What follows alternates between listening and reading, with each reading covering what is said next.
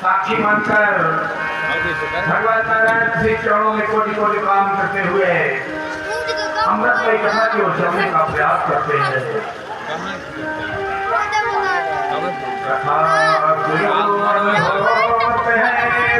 वीर हनुमान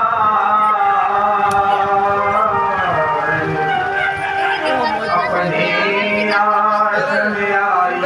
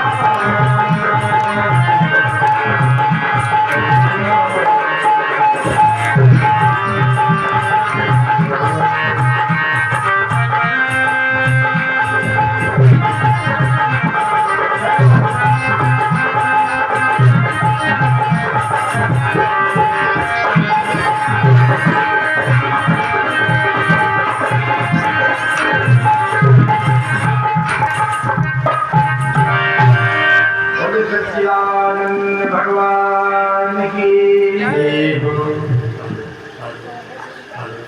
कहते हैं सुखदेव जी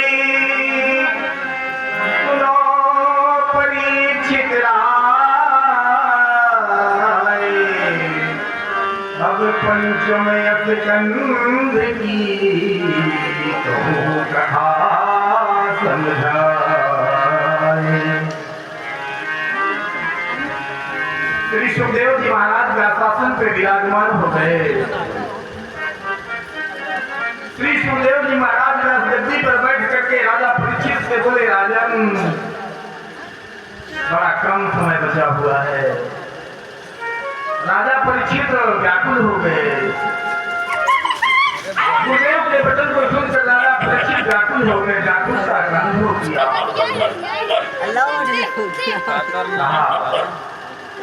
बड़ा कम समय बचा हुआ है, इस कम समय में मैं क्या करूंगा? गुरुदेव मैं मर जाऊंगा, गुरुदेव मैं मर जाऊंगा। एक मौला यहाँ कुकुर बहुत महक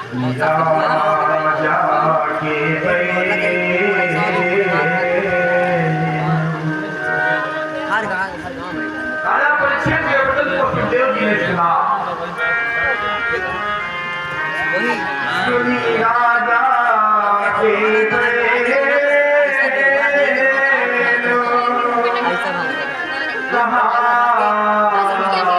सभी गुरुदेव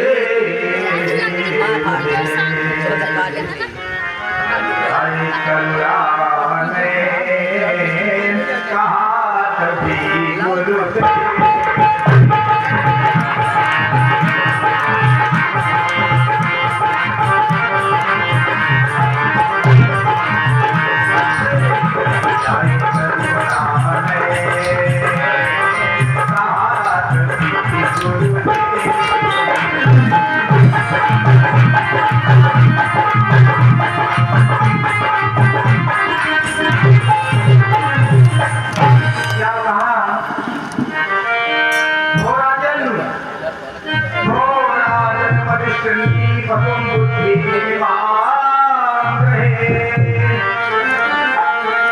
गुरुदेव की आंखों में आंसू आ गए।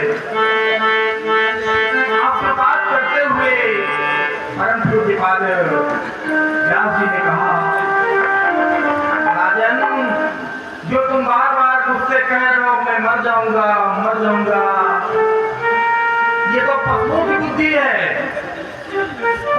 राजन मनुष्यंती पशुम बुद्धि पशुओं के तरीके बोल रहे हो। राजन एक गर्व है, एक गर्व होना चाहिए तुमको। तुम्हें पता चल गया है कि तुम्हारी मृत्यु कब होना है। इससे पहले एक सेकंड पहले तुम्हारी मृत्यु नहीं हो सकती, एक सेकंड ज्यादा में तुम्हारी मृत्यु नहीं हो सकती। राजन सुनिए, मैं एक कथा तुम्हें सुनाता हूं। राजन इस पृथ्वी पर एक ऐसा राजा था जिसका नाम था खड़वाल गंगपति। खड़वाल गंगपति अपने जीवन में कभी तो कार्य नहीं किया था। सारा जीवन उसने अपने ऐसो आराम में बिता दिया, चरम सुख में बिता दिया। और अंत समय में उसे पता चला कि मेरी मृत्यु में दो घड़ी शेष बाकी है। विद्वान ने लिखा कि खड़वाल गणपति ने एक समय राजन राजा खड़वाल के पास दो घड़ी शेष बची थी। खड़वाल गणपति ने एक समय दो घड़ी में मुक्ति पाई थी।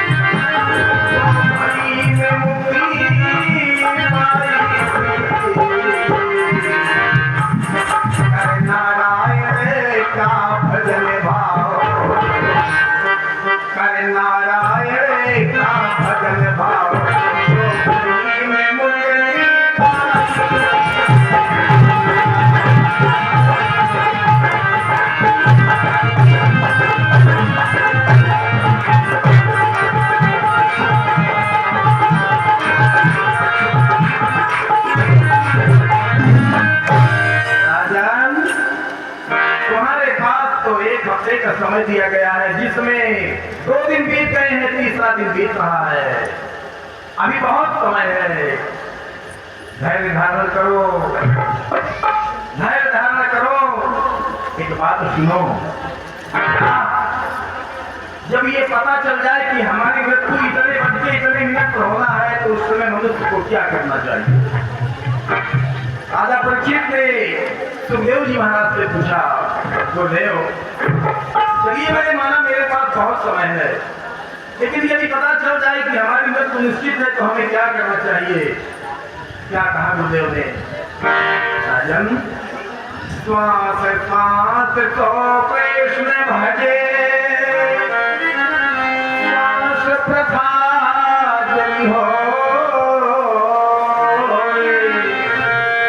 ना जाने श्वास की गति अवन लड़ा।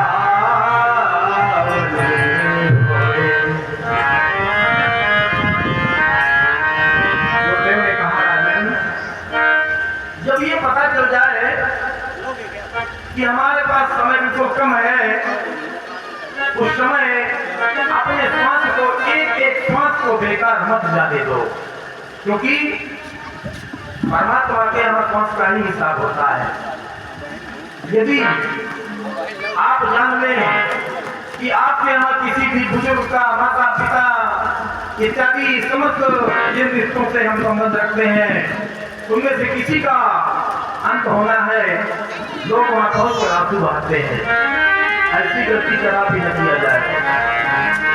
शास्त्र कहता है, यदि उसके पास जाओ, मरने वाले के कान में जोर से बोलो, जय श्री कृष्ण, जय श्री राधे सीताराम, राधे श्याम, जो आपको अच्छा लग रहा हो उस मंत्र का प्रयोग करो, क्योंकि विद्वानों ने कहा है, विद्वानों ने कहा है कि जन्मत मरत दुस्सह दुख हो,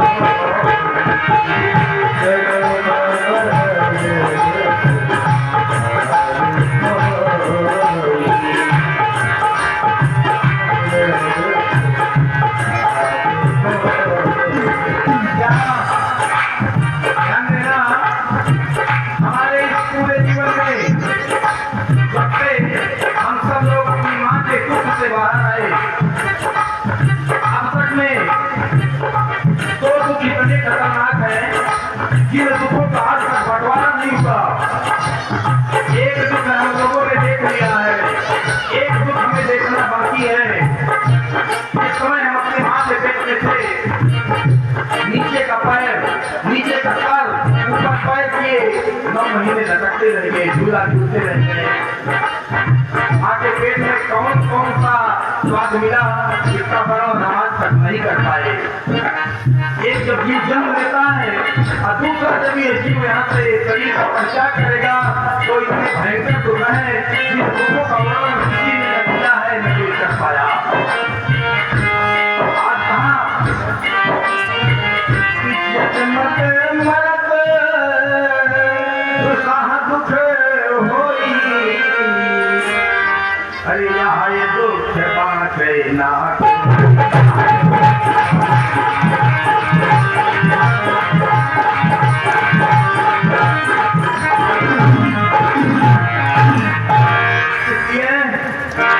राजन, अपने आत्मा को परमात्मा के चरणों से जोड़ दो और जोड़ लो। मैं तुम्हें ऐसी कथा सुनाता हूँ जिसको सुन करके तुम्हारा सारा मोह समाप्त हो जाएगा। बोल वृंदावन बिहारी लाल की। कौन सी कथा सुनाया? प्रिय व्रतोत्थान पादो सतरूपा पतयो सुता वासुदेवस्य कलहाया देव राजा परीक्षितः।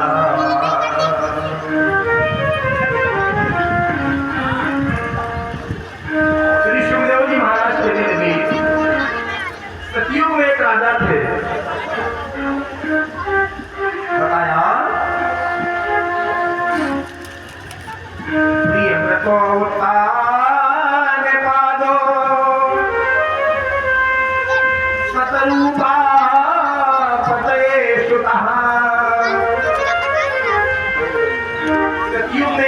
थे जिनका नाम महाराज उत्तानपाद था। ये महाराज स्वयंभू के पुत्र थे। सतयुग में स्वयंभू थे नृपाल,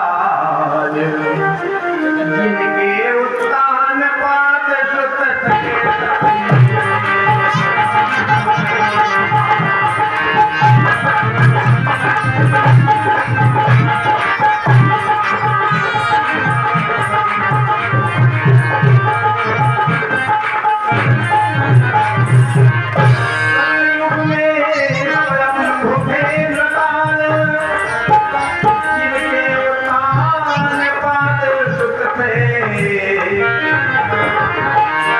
रानी थी जिनकी पतिव्रता, रानी थी जिनकी पतिव्रता,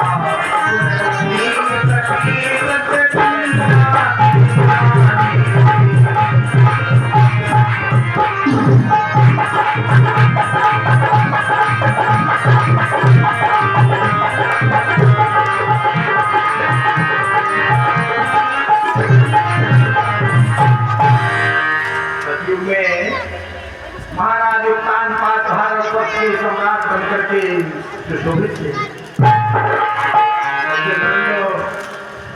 चतुरंगिनी सेना, राजपाट, वैभव सब कुछ भगवान ने इनको दे दिया। सारा सुख होने के बाद भी राजा बड़े दुखी हो गए। सारा सुख होते हुए राजा को बड़े दुख हुआ। आज अपने दुख की चिंता से व्याकुल होकर के महाराज को बुढ़ापा ने घेर लिया। आज इतने राजा दुखी हो गए। सात सुख को स्वामी जी ने रामचरितमानस में लिखा है। सात में एक भी सुख हमारे पास नहीं है। प्रथम सुख निरोगी काया, दूसरा सुख है घर में माया, तीसरा सुख कुलवंती नारी, चौथा सुख पुत्र ज्ञाकारी, पांचवा सुख है सज्जन पासा, छठा सुख है मित्र घनेरे, सतया सुख नहीं है बहु तेरे। ये सात सुख है। सात सुखों को स्वामी जी ने रामचरितमानस में लिख दिया है। एक भी सुख मिलने के लिए नहीं मिलता। समझ लगा? महाराज उत्तानपाद एक दिन अचानक अपना चेहरा दर्पण में देखा। जैसे महाराज उत्तानपाद ने अपने चेहरे को दर्पण में देखा, बाल सफेद हो गए, चेहरे में झुर्रियां लटक आई, खाल सिकुड़ गई। आराम बदला कि उजरे उजरे सब भले, उजरे भलो न केस, नारी डरे न नर डरे, नया डर डरे।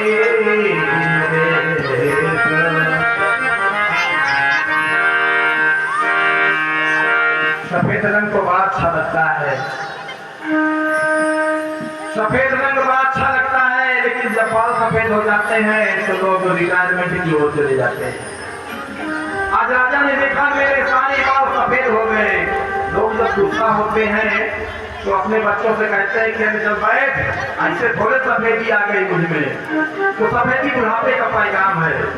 लेकिन एक बात याद रखना भैया, जहाँ तक मेरा मानना है, लोगों को सारी डेट याद है। आप लोगों को सारी डेटें याद है, जैसे विवाह कब हुआ, बेटे का जन्म कब हुआ, बेटे का विवाह कब हुआ, बेटे की विवाह शादी कब हुई, बेटी की विदाई कब हुई, सब कुछ याद है। सर्विस किस तारीख को मिली, रिटायर्ड किस तारीख को हुई है।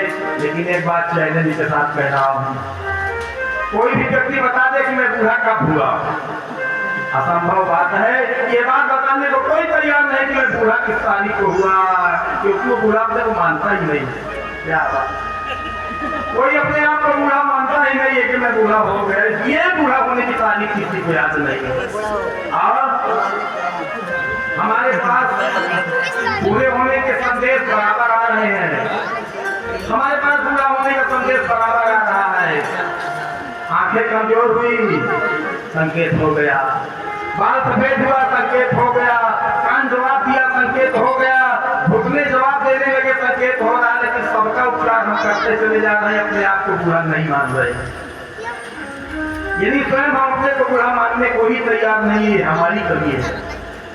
आज महाराज जो कानपात ने जिस समय अपनी सफेदी का पैगाम देखा, अपना दुख जाहिर करते हुए एकांत कमरे में बैठ गए।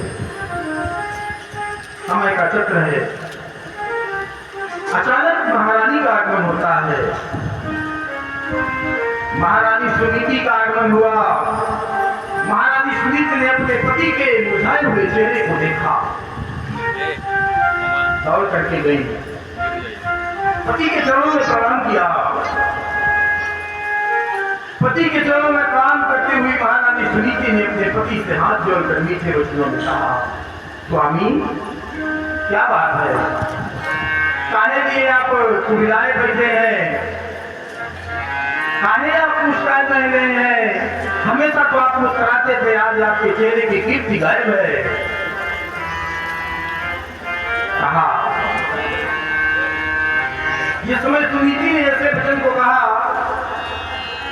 महाराज बोले, मेरे जीवन वृक्ष के सूख गए सब पात, इस विधि में जिंदा रहूं, यह देखो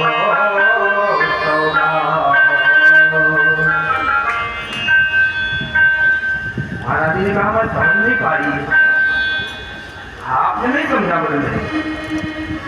महाराज ने कहा, ठीक है, मैं प्रयास करता हूं। महाराज ने कहा, हरि पुत्र बिना नहीं नरे गति।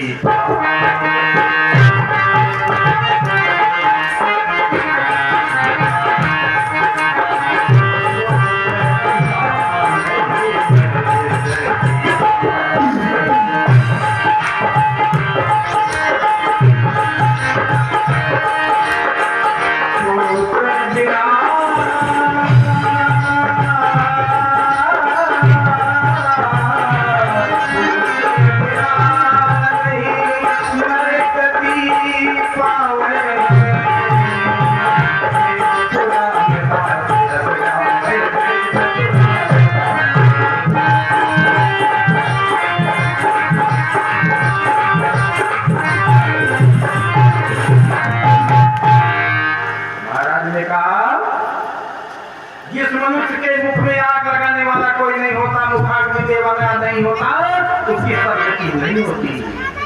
ऐसा मैंने पुराणों में पढ़ा है। रानी मुस्कुराई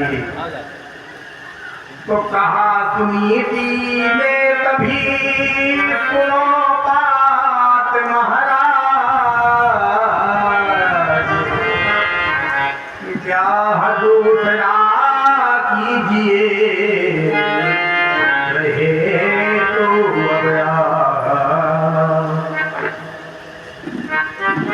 महारानी ने कहा, राजन मुझसे बेटा नहीं हो रहा, आप दूसरा विवाह कर लीजिए। तो कहा, कभी नटराज ने करो समझ की बात, सवत बुरी है चून की और साढ़े की बात।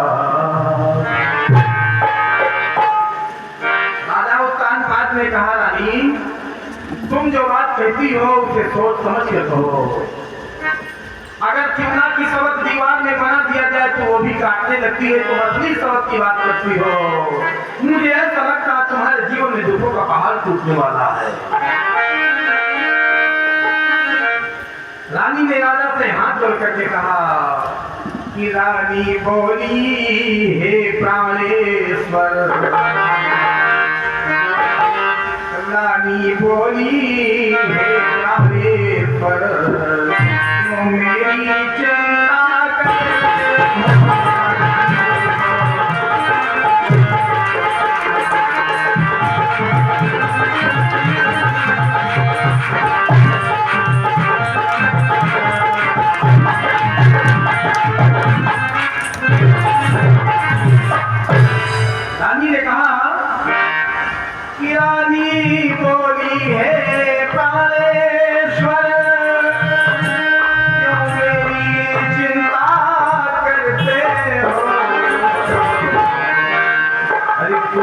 पिता जीवन सुना, तुलसी पिता जीवन सुना, क्यों नहीं प्रकाश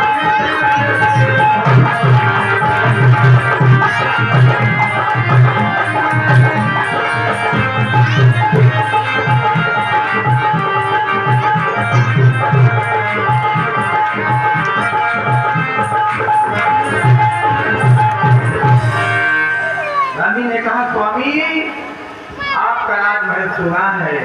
आपके राजमहल में दीपक की व्यवस्था होनी चाहिए, आप उसका इंतजाम कीजिए, मेरी चिंता छोड़ दीजिए। ऐसा कहा। रानी के वचन को सुन करके राजा शांत हो गए।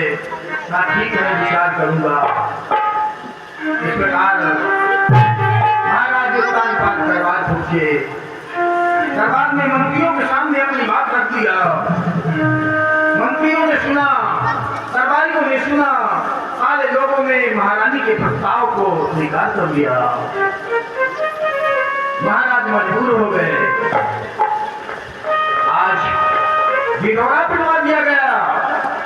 महाराज उत्तान पाठ का दूसरा विवाह होना है।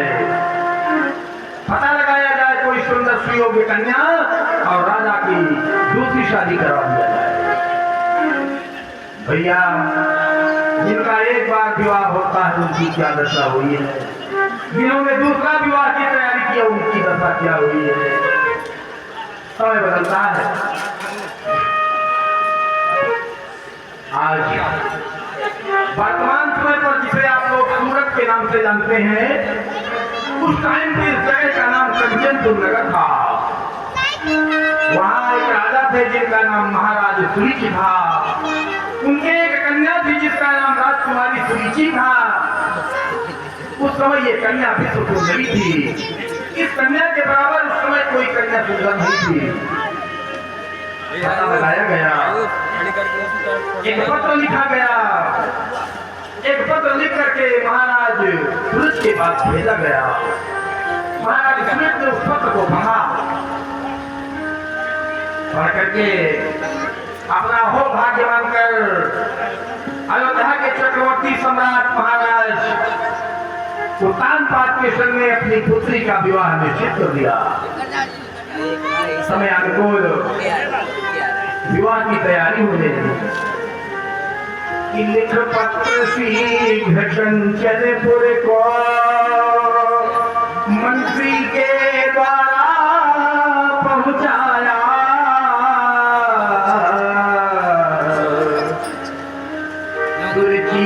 कन्या के संग में दूसरा करवाया।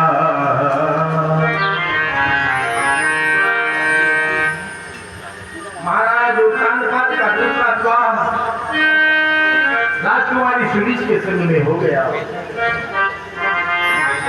सज्जन वृंद, बड़े धूमधाम से राजा की बारात गई, विवाह हो गया, विदाई हो गई। राजा पालकी में सवार होकर के चले आ रहे हैं। राजा पालकी में सवार होकर के चले आ रहे हैं। पालकी के अंदर रानी बैठी हुई है। विद्वानों ने कहा, किया गया द्वार पर जब डोला, महलों के खास किनारों पे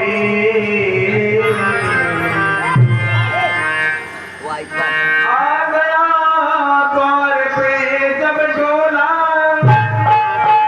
महलों के खास किनारों पे रुकवा कर पलकी तब बोली,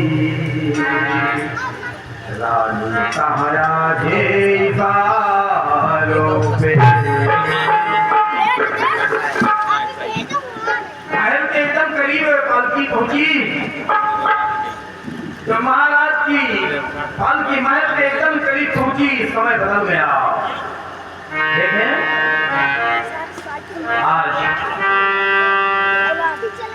आज बड़ी रानी ने अपनी आंखों से देखा, अचानक छत पर खड़ी इंतजार कर रही थी।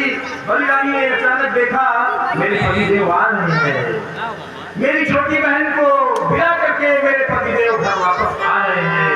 बड़ी खुश हुई।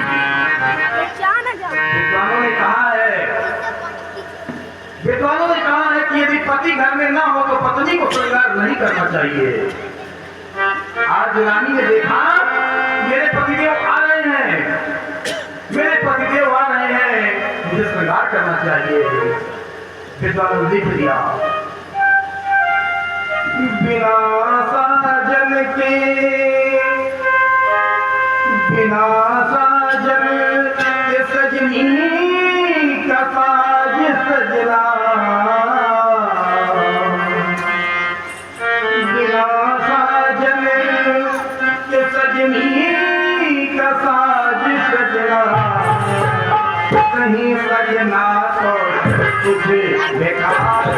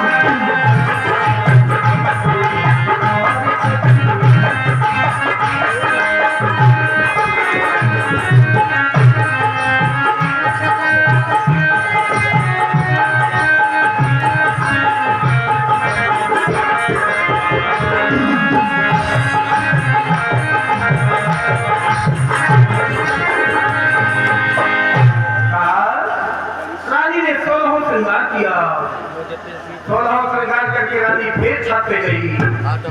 देखा पालकी चली आ रही थी धीरे धीरे धीरे। अचानक पालकी के अंदर बैठी हुई रानी इशारे से पालकी को रोकवा दिया, इशारे से पालकी को रोकवा दिया। देखें कवि की कल्पना है, विद्वानों ने कुछ ऐसे नाम लिखा है जो सारे नाम सब्जियों के हैं। लिखा पालकी, मेथी, धनिया, तीन नाम आए, पलकी, मेथी, धनिया। हिंदी देखें, पलकी माने पालकी, में माने अंदर, थी माने बैठी है, धनिया माने पत्नी। पलकी, मेथी, धनिया, पालकी के अंदर स्त्री बैठी हुई है।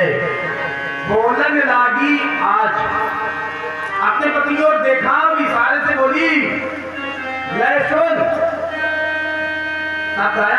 सुन, यदि सुन लो पिया, सब एक ही में है। लहसुन कहा है प्याज से, गाजर अस व्यवहार, पलकी मेथी धनिया, बोलन लागी आज।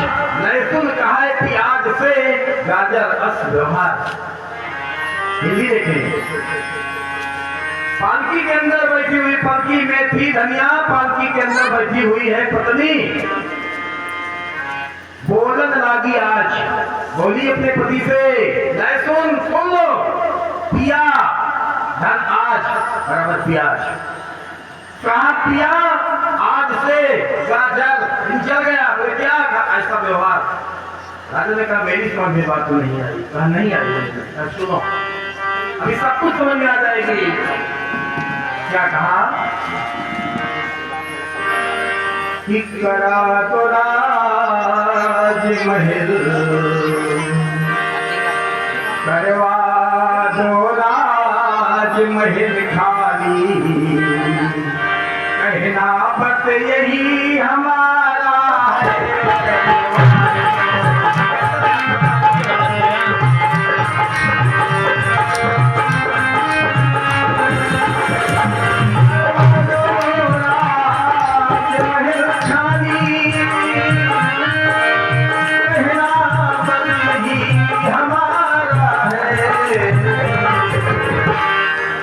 रह सकती नहीं पवत के पर सकता नहीं गुजार